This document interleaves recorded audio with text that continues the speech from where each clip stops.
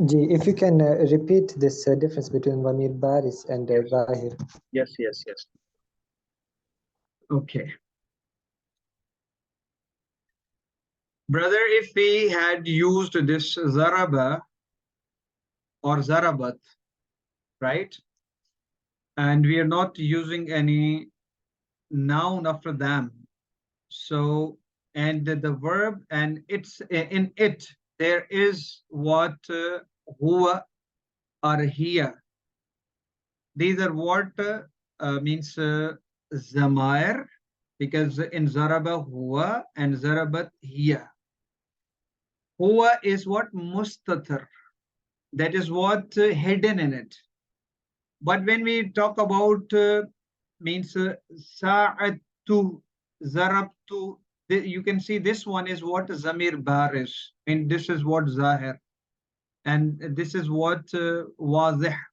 I think we haven't discussed that yet. We'll discuss the topic inshallah. So this is the difference between both of them. Do you understand now? So it is visible. It is visible. This is zahir, visible. Okay. Very good. Okay. Yes. Right? So, sir, can I just add to that? So in Daraba, the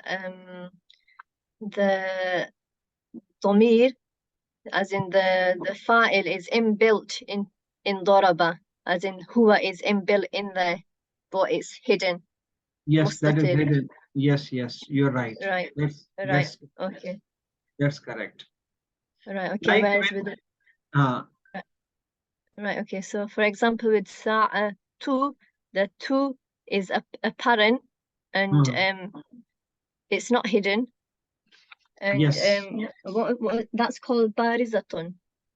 Is that what it is? Yes. Barizatun. Yes. Barizatun or bariz, but I think we have to discuss that topic again. I don't think we've touched upon barizatun. I don't think we have. No, we haven't. No, sorry, no. Not again means we have to discuss this topic properly. Right. Okay. Not again.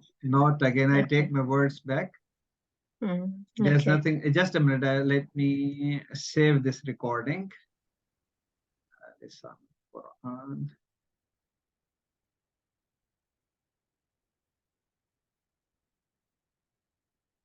Yes, Alhamdulillah. Yes, sister. We'll discuss this topic definitely. Just to give you means you understand this thing, like in Zaraba, Alif is what Zamir, that indicates two persons. Zarabu, Waw is Zamir, and mashallah, you are very well versed in that. But even if there is no means Zamir, say for example, I'm talking to you or asking you, sister, like I'm asking Aina Asadu, right? Now you can just say Kharaja. Kharaja, he went out. Simple as this. Now you're not repeating the name like Kharaja Asadun. You're just saying Kharaja. Now that indicates that in your answer, huwa is hidden. Same is the case in various verses of the Quran. So we try to identify something with the Zamir, right? We try to identify something with the help of hidden zamar. Inshallah, we'll have examples. We'll open the Quran, inshallah, afterwards, in coming sessions, and we'll discuss in detail, right? This is what the concept is. Inshallah, yes, okay. Okay, now we are going to discuss about Ya Mutakallim. Now, Ya Mutakallim means when Ya Mutakallim, that becomes maf'ulun bihi.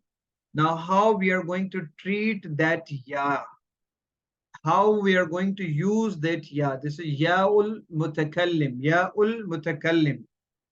Now, you need to understand one very important point. Like over here, there's fahaswa. What is the meaning of fahasa?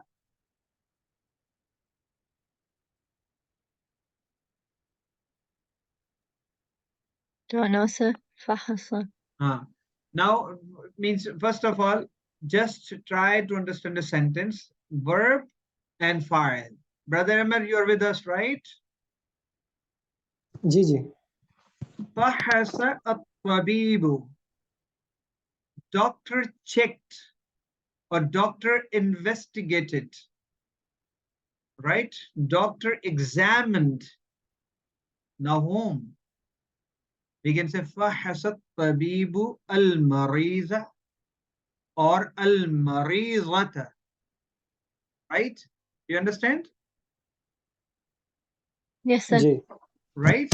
Now you see ji that at-tabibu, and afterwards we are using what? Noun, that is what? Express noun, that is maf'ulun bihi. But if I want to tell about myself, that the doctor checked me or examined me or investigated me, what should be, means how should I use the maf'ulun bihi for myself? And we know that ya mutakallim is used as maf'ulun bihi, but how it is going to be used? Now, for using it, we are supposed to use something else with ya mutakallim, before ya mutakallim, and that is known as used in, means that is known as noonul viqayati. Noonul viqayati. And in simpler terms, we say noon viqaya. Okay. Noonul viqayati. This doesn't having any meaning.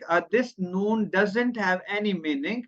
That does not express any meaning, but that tries, means that is used to attach ya mutakallim with the verb before the file.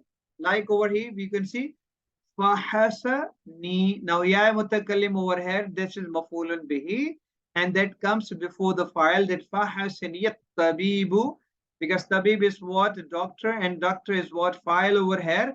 Now to add ya mutakallim with the verb that precedes it, that is fahasa, to make it easy, noonul viqayati is used before ya mutakallim to indicate that ya mutakallim happens to be maf'ulun bihi over here. Is that clear? Yes, sir, I understand. Ji Very good. Brother Ayman? Ji ji Now over here is it fahasaniyat tabibu, fahasa fail, then noonul viqaya, and ya mutakallim, that is maf'ulun bihi, at-tabibu, that is file.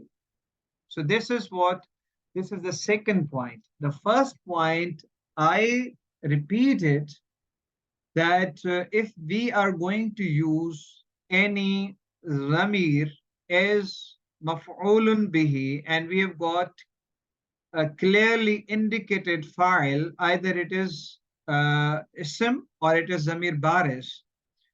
So in case that is, it means the ism or the file is ism, so the zamir of mukhatab, that would come just after the verb and before the file. Means that would be used in between the verb and the file, right? And in case there's zamir baris, because zamir baris is used for file, means that is what doer of the action.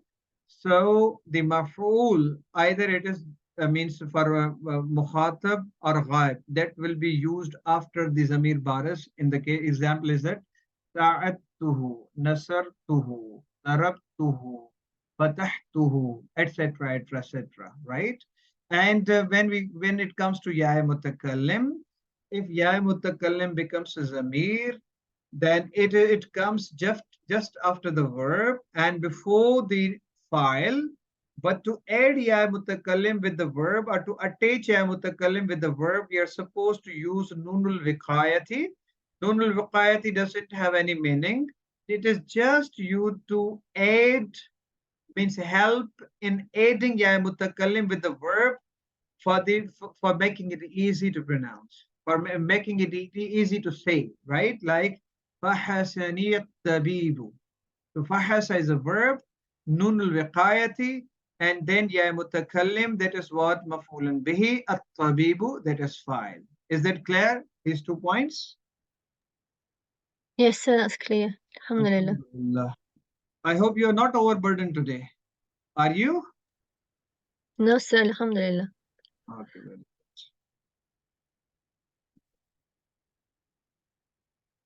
Okay.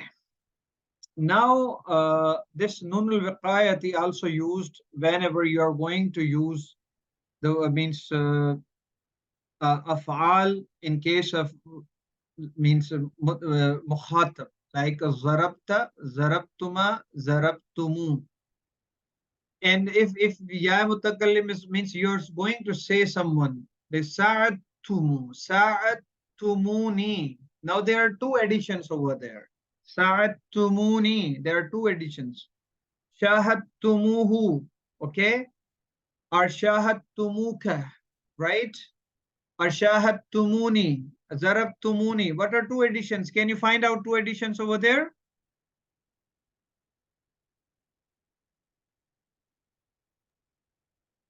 ضربتموني. There's a jama Yes. of the waw and the ya mutakallim. What is the addition, sister, over here? The question is about addition.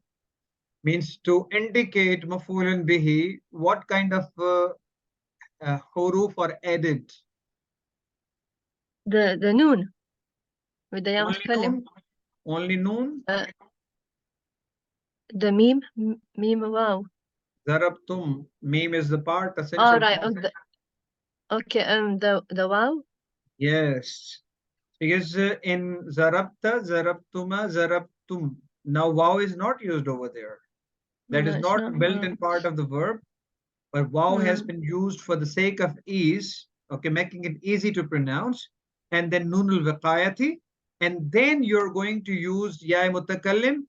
But in case of means if ghaib is going to be zamir, means that we are going to use the zamir for ghaib, then nunul wiqayati is not used. Is that clear? Could you repeat that, sir, please? Means if we are going to make ya'ul mutakallimi is maf'ulun bihi, then we have to add 2 huruf, waw and noon, right? Right, okay. But if we are going to have maf'ulun bihi, and that happens to be of ghaib, then waw is not used, means nunul wiqayat is not used, only waw is to be added. Like shahadtumuhu. Okay. Right? Clear? Yes, sir. Emanate, is it clear? Yes, sir. Very good. Alhamdulillah. So, my brother and sister, these are the points that we have discussed today, and alhamdulillah, you are already aware of them, many more things. So I just want to give you exercises for doing completing exercises on your own, because today we don't have many people, so I don't want to do exercises with you. In case that we are going to have more participants, in coming session. So that's why I will give you at the moment the exercises to be done by you, and inshallah we'll repeat in our classes as well. Right? Inshallah. Yes, sir. Inshallah. So our homework, which exercise are we doing then? Is it exercise 4 we'll be doing at home? Yes, you sister, you did exercise number 3, I think so, right? Yeah, yes, we did that. Yes. And means exercise number 3. Just a minute. That was after this one. Exercise 4. Yes, going back. I'm going back. This is exercise number 3. Yes, you have done this. Yes, the 50 sentences we had to translate, we've done them. MashaAllah. Please share that with me.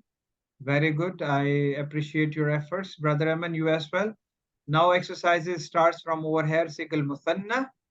So the first exercise is in front of you, and that is what it is. Exam Zaidun waza'a kutubahu ala rafi. So this is for Zaid. Then if you're using huma waza'a kutubuha ala rafi. Anta wasalta ila al-madrasati fil waqt المحدد. أنتما وصلتما إلى المدرسة في الوقت المحدد. If you understand that, you can do that. If you don't understand, doesn't matter. Keep making your revisions, and inshallah, we'll do it together in our coming session, inshallah. If you can do, if you have time, please go it. If you can't, if you don't have time, then inshallah, in coming session, we'll do ourselves.